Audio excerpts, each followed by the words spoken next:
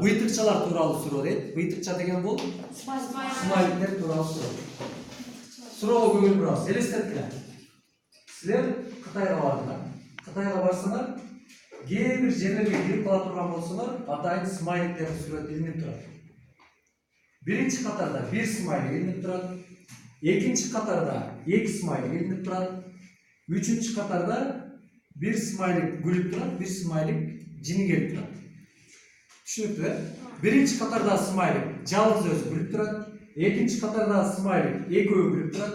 Үчүнчү катарда смайлик бири күлүп, бири ачуусу келип турат. Суроо: бул смайликтерди кайсы жерде илип коет жана мааниси кандай? Убакыт кетти. Булардын эме болушу мүмкүн, манайы көтөрүлүп турушу үчүн. Манайы көтөрүлүп. Жок, манайы көтөрүш үчүн албетте жерде ошо. Азыр мына Кыргызстанда деле чыкты го. Баягы тамактан тез сатын деген жерлерге ошондойлор жабыштыра башташты го. Эгер жакшы тамак болсо анда жакшы смайлик, жаман болсо жинди. Ошо үчүнчү столдун аркы тарабына отурушу мүмкүн. Анткени эки столунда башында жылмайып барат дагы.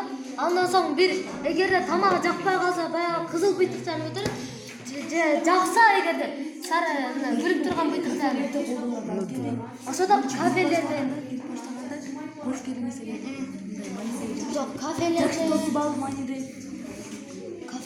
болушу мүмкүн, же дарыканаларда болушу мүмкүн, жаш балдарды дарылаган.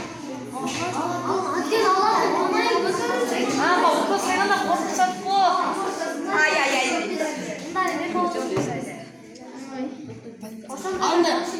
Алдан туруш үчүн да.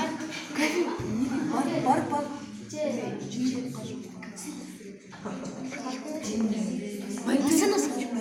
Неге де кафеде неге антен ал жерге барып Балдарды дарылаган жерде эле.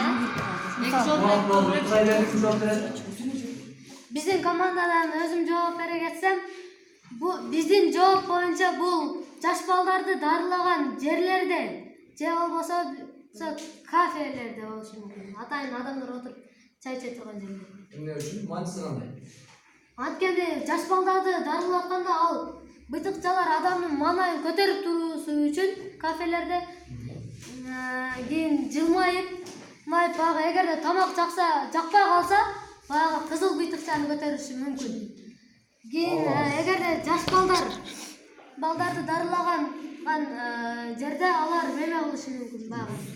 Кабыл чак тура жолдо сөз.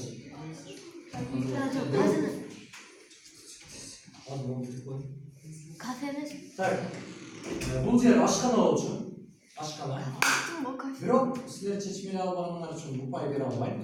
Биринчи катардагы смайликтин белгиси бул эртең мененки тамакты өзүң же, түшкү тамакты досуң менен же, ал эми кечки тамакты душманың менен же деген маани болчу.